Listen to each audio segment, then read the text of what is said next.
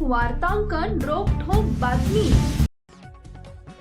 गणेशोत्सवापासून सोलापूर शहर पोलिसांनी सर्वोच्च न्यायालयाच्या निर्देशानुसार अंमलबजावणी केली आहे। आता भारतरत्न डॉक्टर बाबासाहेब आंबेडकर जयंतीच्या मिरवणुका देखील डीजे मुक्त व्हाव्यात यासाठी पोलीस ठाण्यांचे प्रभारी अधिकारी बैठका घेत आहेत। आज MIDC व फौजदार चावडी पोलीस ठाण्यात बैठक झाली। डीजेला बंदी असल्याने कोणत्याही मंडळींना डीजे साठी ॲडव्हान्स देऊ नये, अन्यथा आर्थिक नुकसान होईल असंही पोलिसांनी स्पष्ट केलंय। सर्वोच्च न्यायालयाच्या निर्देशानुसार शांतता, निवासी, व्यावसायिक व औद्योगिक क्षेत्रासाठी आवाजाची मर्यादा निश्चित झाली आहे। रात्री 10 ते सकाळी 6 वाजेपर्यंत लाऊडस्पीकर किंवा साऊंड सिस्टीम वापरण्यावरही निर्बंध आहे।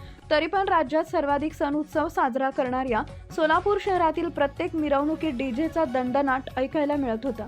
त्याचा त्रास मिरवणूक मार्गावरील रहिवासी, दवाखान्यातील रुग्ण, गर्भवती महिला, ज्येष्ठ नागरिकांना सोसावा लागत होता। या पार्श्वभूमीवर सकाळच्या पुढाकारांना डीजे मुक्त सोलापूर कृती समितीच्या माध्यमातून ज्येष्ठ नागरिक, डॉक्टर्स, शाळकरी मुले, सर्वसामान्य सोलापूरकरांनी डीजे बंदीसाठी पुढाकार घेतला। त्यानंतर पोलीस आयुक्त M. राजकुमार यांनी डीजेवर कायमचे निर्बंध घातले।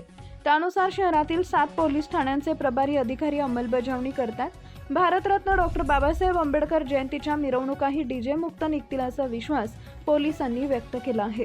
पोलीस ठाण्यांमधील बैठकांमध्ये सर्व मंडळच्या पदाधिकाऱ्यांनी अधिकाऱ्यांच्या आव्हानाला सकारात्मक प्रतिसाद दिलाय।